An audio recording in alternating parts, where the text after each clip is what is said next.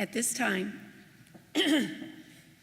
we would like to welcome you to the commencement exercises for the St. Monica Parish School graduating class of 2019. Our graduates have nominated 2 students to address you on behalf of their entire class on this special occasion. It is my pleasure to present to you Miss Ella Connolly Smith and Master Joseph Ferrulo. Master.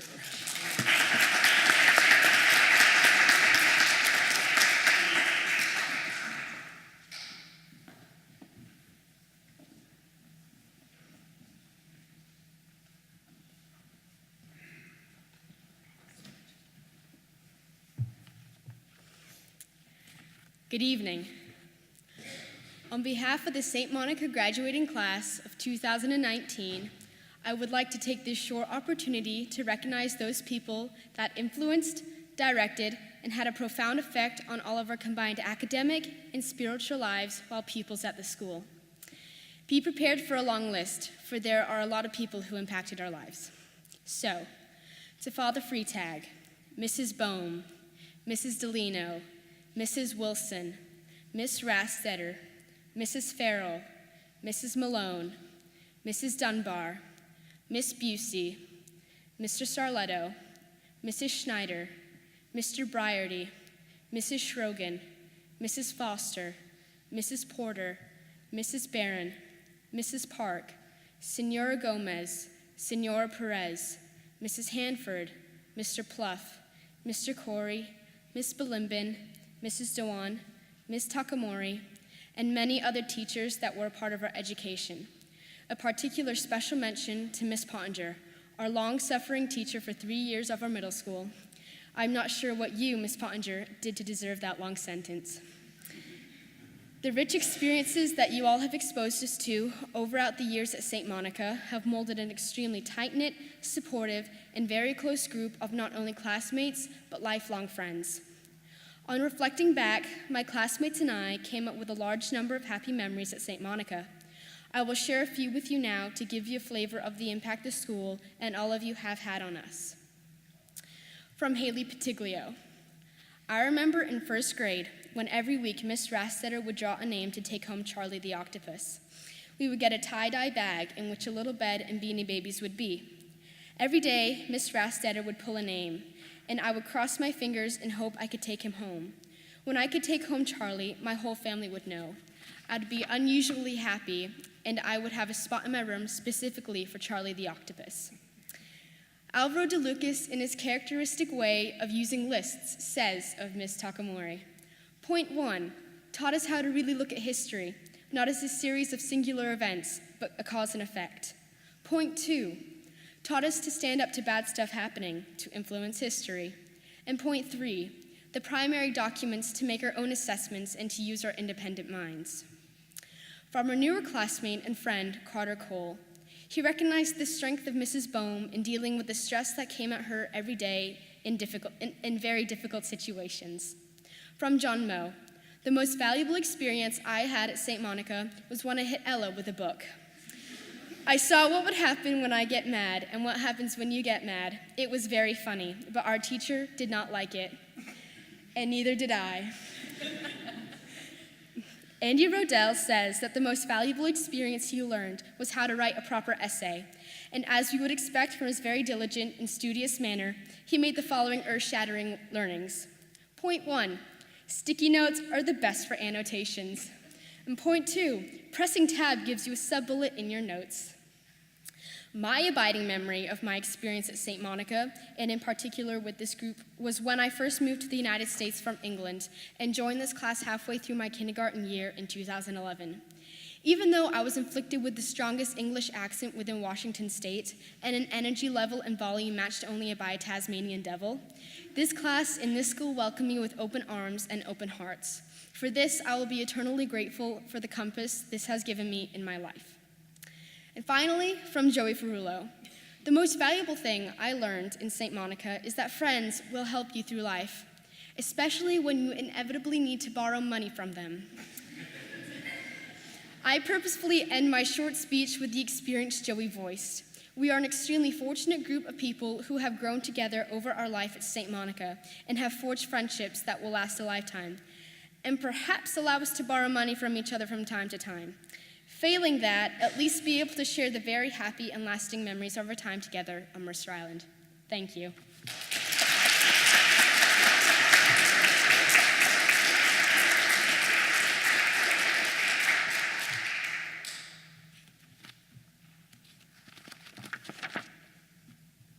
Wow, large crowd.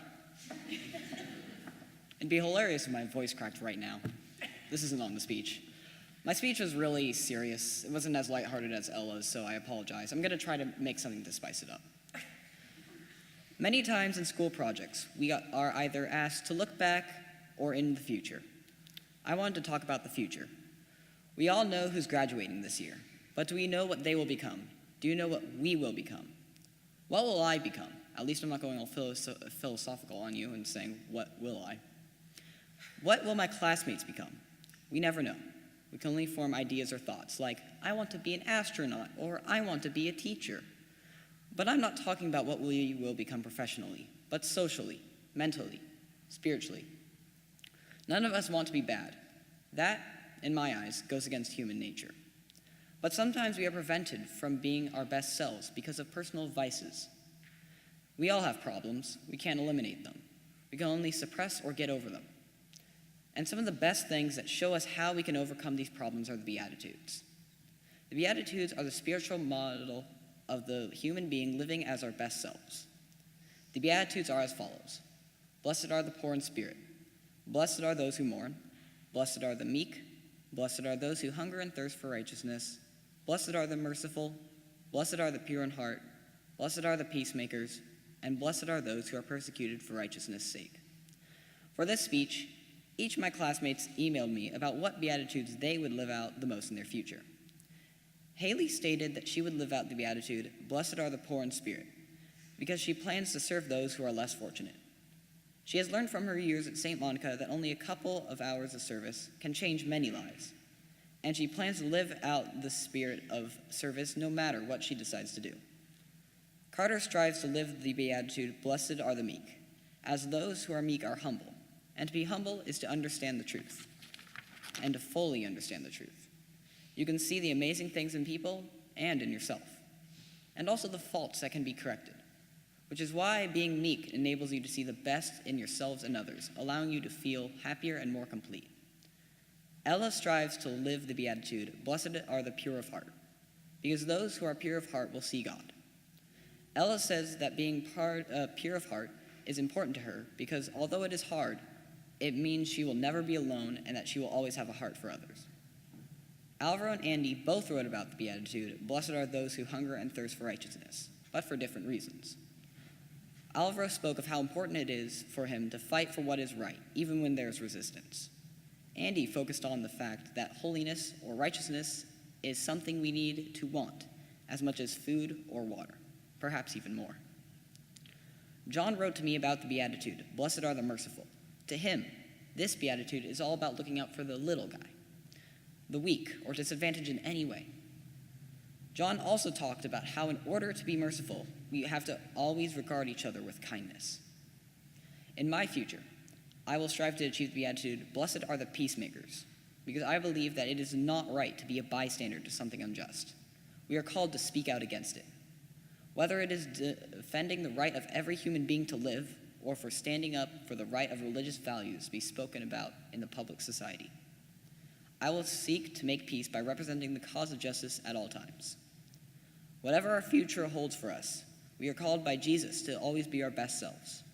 And if we always find ourselves unable to be our best selves, we know we can look to the Beatitudes for motivation and guidance. Thank you.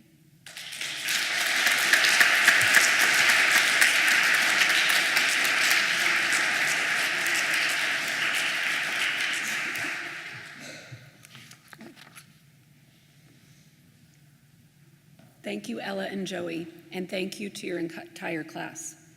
At this time, I would like to invite Ms. Samantha Pottinger to present the St. Monica Parish School graduating class of 2019. Ms. Pottinger.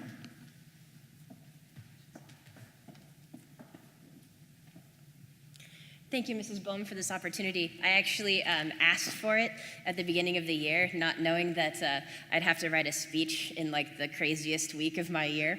But I've been thinking about it all year, and I would like to offer this to you as a reflection on both our graduating class as well as ourselves. So here goes. I had to write it down because I was afraid I would get too emotional. So, all right. In his penultimate novel, Great Expectations, Charles Dickens penned this incredible line as his protagonist, Pip, reflects on an interchange that set his life on its dramatic path. No spoilers, I promise you, if you haven't read the book. Pip says, "Pause, you who read this, and think for a moment of the long chain of iron or gold, of thorns or flowers that would never have bound you, but for the formation of the first link on one memorable day." Now, those of us who have been around for a few years know that our lives are often bound by chain on chain of stories and obligations and expectations, both our own and those of others for us. At times, the chains end and are tied off neatly, like on a graduation day. Sometimes they hang dangling down into the deeps of time and humanity until we forget they are even there. Often we feel these chains chafe against our spirits. At times we cling to them and to drag ourselves upward and onward through the struggles of life. Thus, the very things that seem to bind us up also give us a certain steadiness, a path to follow in the dark, connection to an anchor. Sometimes these chains of iron or gold, thorns or flowers are what remind us or show us who and what we are or what we could be, if we have the strength to embrace them and the tale they can help us weave with the very fibers of our lives and ourselves. One day, a little over 3 years ago, is a day I can trace as the formation of a first link on a memorable day. I was a new teacher. My certification was fresh in my hands. I was so excited to make the 3.5-hour drive up to Mercer Island from my home in Portland, Oregon. My new principal had invited me to St. Monica to meet the students who were to be my new homeroom class in the fall. They were in the old computer lab, as I recall, a squirmy, ever-in-motion multitude of eager eyes and hands shooting up to ask the randomest of questions, even then. As these curious, very enthusiastic beings quizzed me on my sports preferences, Star Wars fandom, past work experience, and relationship status, yes, they were just as thorough inquisitors then as they are now, with far less tact back then. I remember thinking to myself, wow, this is going to be so much fun. And so that first link was forged. To be honest, I've never really been able to narrow down a single nature for this narrative chain that binds me to this class. Is it iron, like shackles? Is it gold, like jewelry? Both are conductors. As Andy can testify, the combination of metal and electricity can result in sparks. In 6th grade, Andy managed to literally light a fire in my classroom by putting a piece of metal into one of our electrical floor sockets. He denies to this day that it was an actual fire, but I saw the smoke and I scrubbed the scorch marks out of my carpet, so I leave it up to you. Again, in 6th grade, one of them even wrote a poem defining herself metaphorically as a copper-topped battery. Who could that be? Over her years of middle school, I have watched Ella grow into ownership and mastery of that energy that lights her up and powers everything she touches. And that metaphor has only grown more applicable each and every day. Ella is possessed of a unique and powerful ability to be a self-starter and, for better or worse, a conductor of energy to others. I remember the first time I met John. We were in the hallway a few days before school began, and his parents introduced him and said that if I needed any help getting settled in, he could lend a hand. I didn't know it right then, but that blonde, blue-eyed kid exemplifies what it means to be a pillar of strength. John is like iron, terrifically practical, dependable, sturdy. Over the past 3 years, I have learned that he is the first student to help whenever sheer physical strength is needed. He embodies the best sense of that popular verb, to flex. and his determination to learn and grow in his own way have been as firmly set as ray bars are in concrete, bearing fruit in his pride and personal ownership of his every achievement. Joey held out on me for a little while. It took me months to work myself into his good graces, and honestly, if I hadn't had a smattering of video game experience and been a moderately okay violinist, I might not have made the cut at all. I'm kidding. As most of you know, and though it will embarrass him for me to disclose this, Joey has what I would call a golden heart, one that cares deeply for others, especially for those who are most vulnerable or whom others ignore or silence. Every now and then, he has even been known to defend the unthinkable, his teachers. Chains made of thorns might sound like they have negative connotations, but bear with me for a little bit. Thorns are sharp, yes, and piercing, and sometimes uncomfortable to be around, but think about what they do. Metaphorically speaking, just like they protect flowers and sweet berries, they protect and give the most fragile things of our lives the ability to grow strong and richly beautiful for everyone to see and enjoy. Thorns ask us to question unwary assumptions and to check our impulses toward reckless destruction or consumption. They ask us to go a little bit more carefully about our lives. While each of the graduates of 2019 is a tireless questioner in his or her own way, there are two who stand out in this respect on almost a daily, if not hourly, basis. Any teacher who has ever had this group of students in class and who has asked, "Are there any other questions?" at the end of a lesson knows that one voice will always respond to that prompt. Alvaro possesses a thirst for learning and extending his knowledge in almost every area, and a delight in engaging in debates, great or small. This penchant of his has only grown over the 3 years I have known him, and in speaking with some of his former teachers, I think it's safe to say he's always had this trait. Alvaro has pushed me as a teacher to drive my own learning deeper and further in simply an effort to anticipate his questions. I now, as a matter of habit, play 20 Alvaro questions with myself whenever preparing any lesson for any class, not just his, and this has enriched my practice as an educator in innumerable ways. Andy is our other raiser of thorny questions. You thought I was only going to have you doing the fire, right? Yeah, you thought so, huh? He is another raiser of thorny questions in this group of graduates, and with him too, intense curiosity and an interest in a bewildering variety of topics spurs him to his natural inquisitiveness. Earlier this year, there was a writing project where I asked these students to compose a personal narrative retelling a momentous event or experience they had had. This event or experience needed to be one that led them to realize a truth that changed their lives and had the potential to change the lives of other people.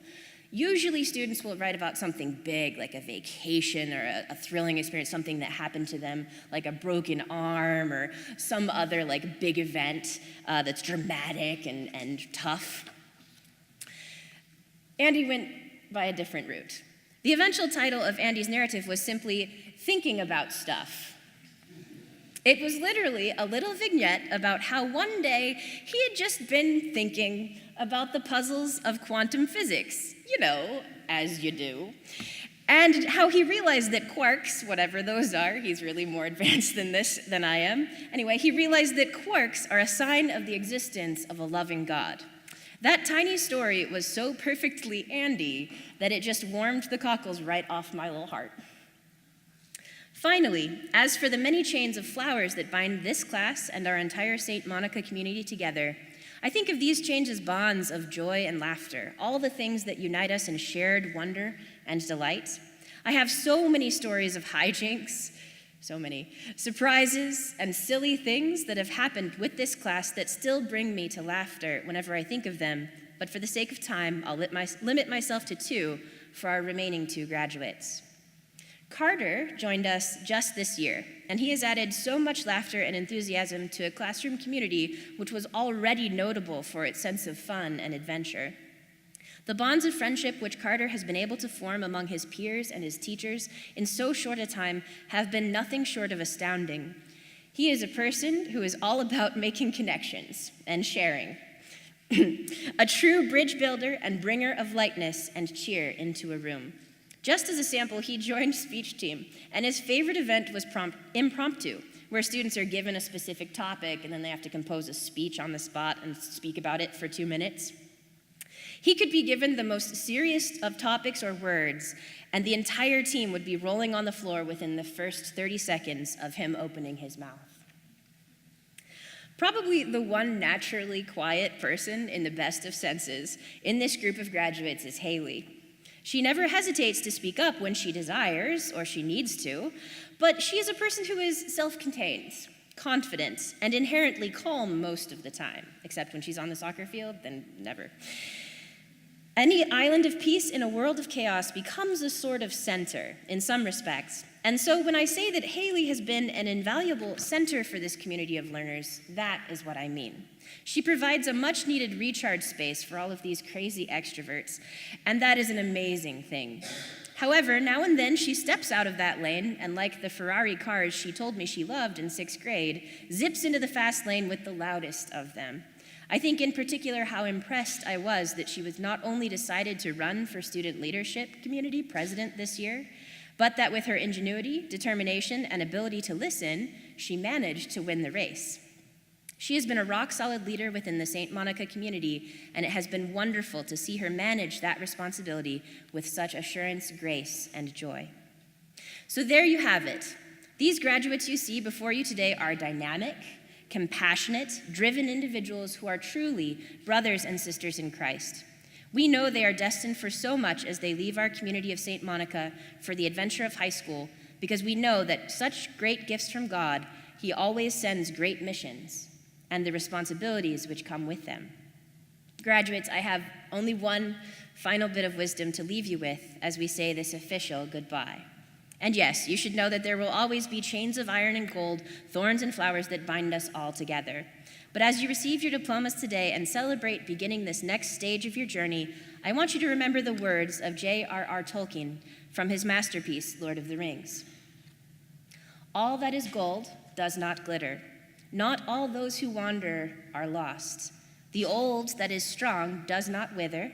Deep roots are not reached by the frost. Many things that don't appear at first glance to be valuable are actually incredibly precious if you take the time to truly examine them. Take that time.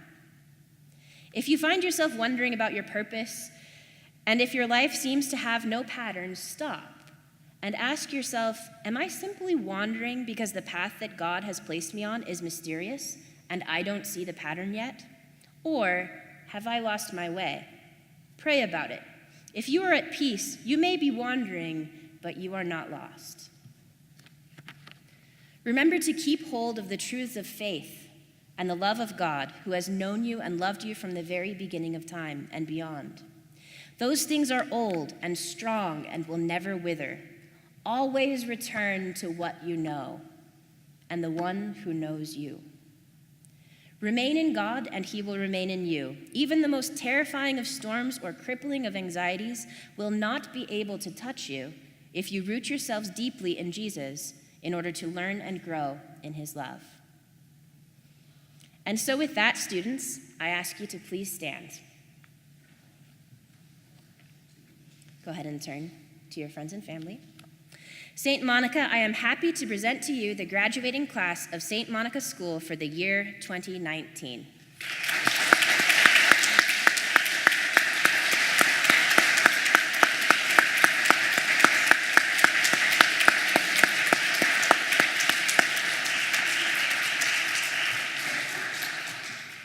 All right, ladies and gentlemen, the conferral of diplomas will now take place.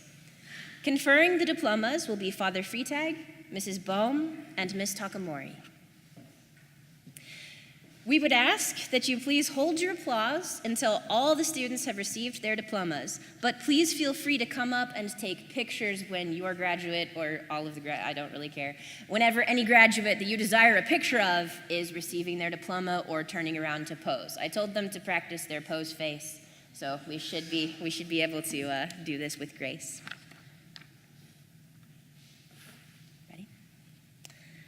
Mr. Carter Cole.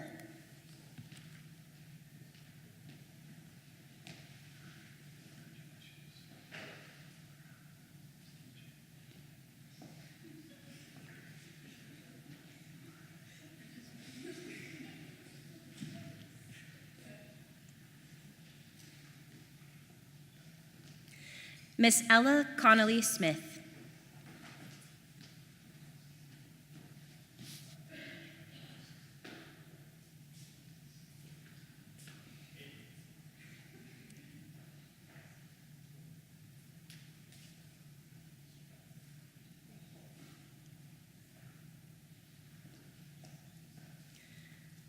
Mr. Alvaro DeLucas.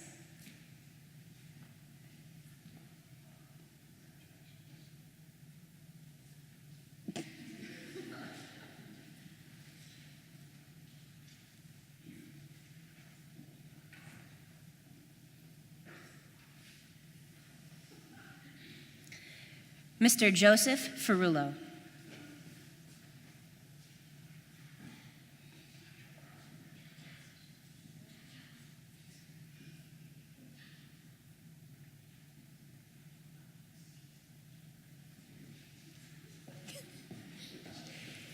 You shake your hand.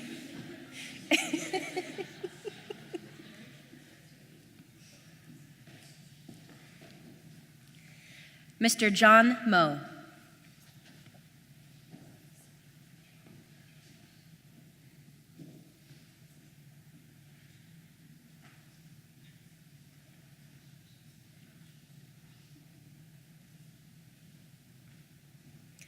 Miss Haley Pitiglio.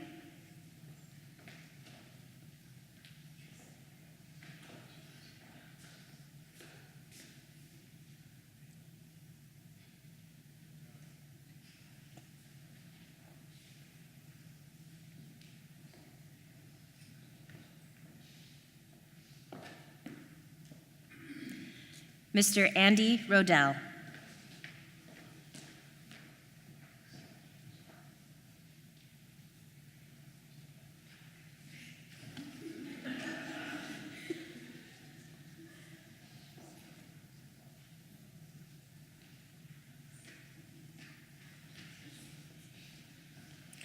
Please give another round of applause to our 2019 graduates of St. Monica School.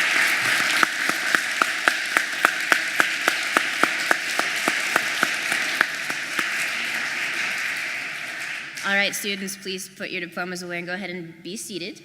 At this time, it is our pleasure to recognize some special achievements and outstanding spirits of virtue and Christian service and leadership among the members of our graduating class.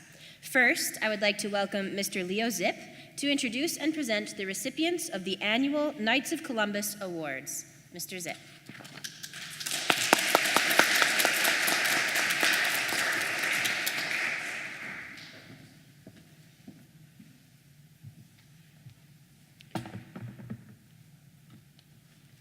Thank you.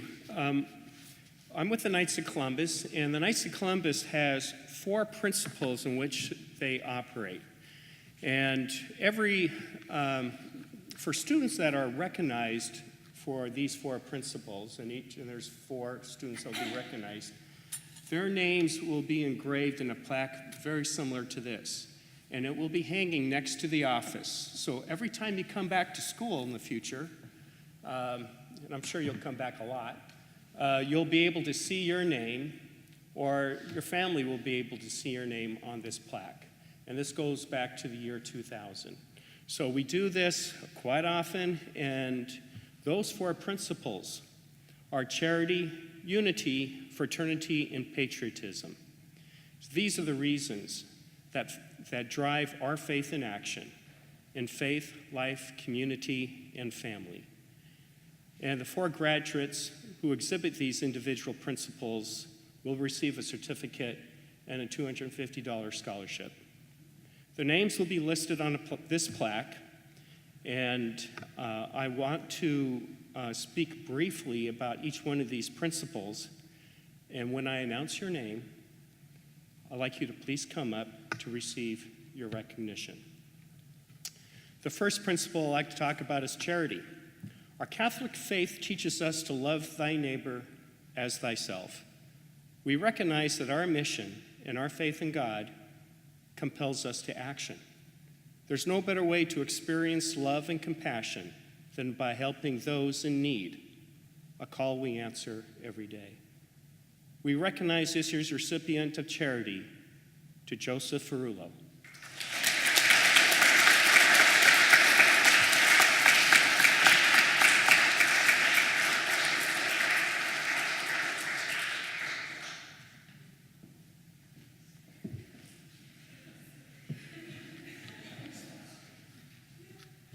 The second principle is unity. None of us is as good as all of us. Together we can accomplish far more than any of us could individually. So we stick together. We support one another. In unity, you can count on the support and encouragement of one another as you work to make life better in your parish and community. We recognize this year's recipient of Unity, to Carter Cole.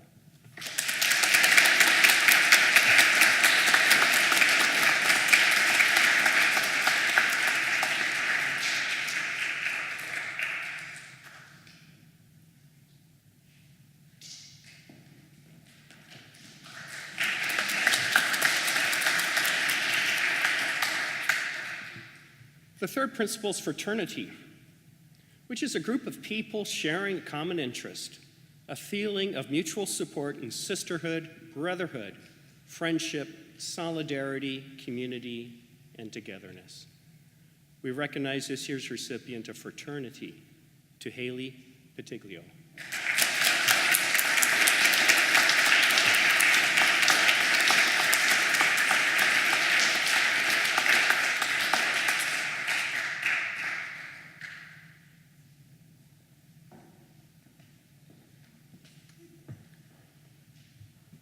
And finally, the fourth principle is patriotism. We are proud of our devotion to God and country and believe in standing up for both.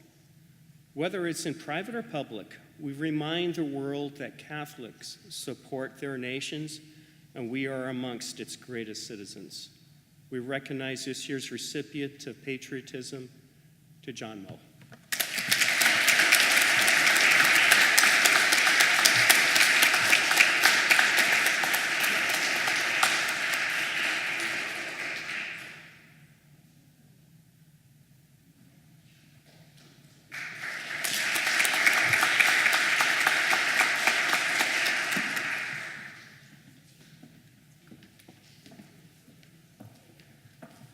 It's my turn for the speech. Okay. The annual St. Monica Principals Award recognizes a student for not only consistent academic excellence, but also for their dedication to pursuing personal growth according to the St. Monica Student Learning Expectations. Our student learning expectations explain that a graduate of St. Monica is first of all a Christian role model who understands and lives out his or her faith in a spirit of Christ-like love, courage, and humility.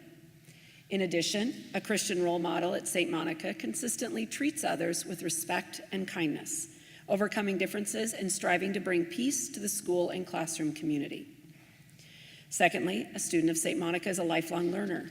He or she demonstrates the habit of using critical thinking, creativity, and innovation to engage with academic subjects and the adventure of learning in and out of the classroom. A lifelong learner at St. Monica also actively strives to achieve maximum personal growth in academic areas as well as participation in school and classroom communities. Our third student learning expectation calls our students to be responsible citizens who accept the challenges and that leadership brings. A responsible citizen of St. Monica exhibits compassion, empathy, and integrity in their actions and relationships with others, leading them to live out their faith in a spirit of service. Finally, a student who exemplifies our fourth student learning expectation is an effective communicator who seeks to not only hear, but listen to others, and who has learned to express him or herself with confidence and sensitivity. An effective communicator also strives to understand and value other perspectives in his or her quest to show Christ to the world and thus bring everyone he or she encounters closer to God. It is my pleasure to recognize Miss Ella Connolly Smith as the recipient of the Principals Award for 2019. Please come forward.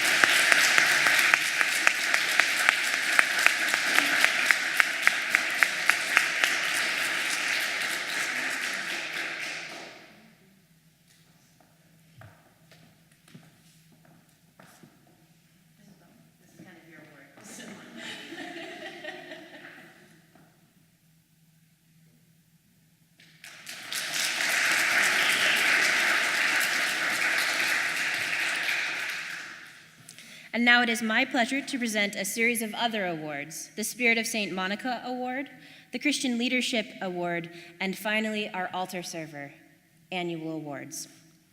The Spirit of St. Monica Award recognizes the achievements of a student who has served as an outstanding role model of the faith and hope in God's love and mercy as exemplified by our school and parish patron saint, St. Monica. This award also recognizes an individual who has distinguished himself as a paragon of school spirit and service to others among the student body and beyond. It is my pleasure to welcome Andy Rodell as the recipient of the 2019 Spirit of St. Monica Award. Please come forward, Andy.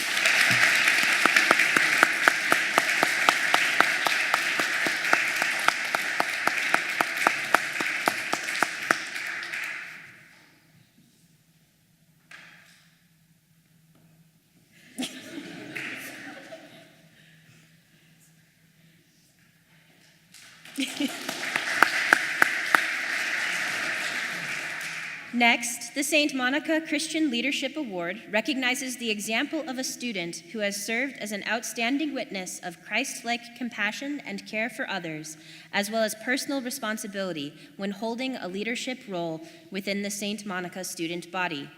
It is my pleasure to recognize Alvaro de Lucas as the recipient of the 2019 Christian Leadership Award. Please come forward.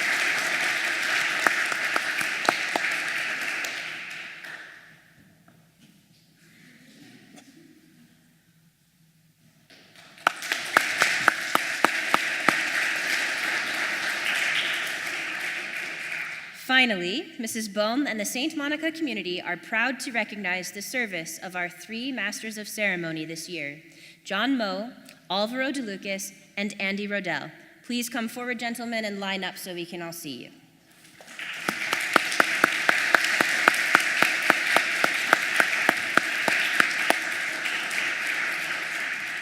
I guess they can have the papers too. Oh, sorry. That's all right. It's fine. The St. Monica School Altar Server Award recognizes these young men for their dedicated and consistent service to the St. Monica community at the altar of our Lord throughout their 3 years of middle school, and most of them before that as well. Thank you, John, Alvaro, and Andy, for your devotion to prayer and service of our community of worship.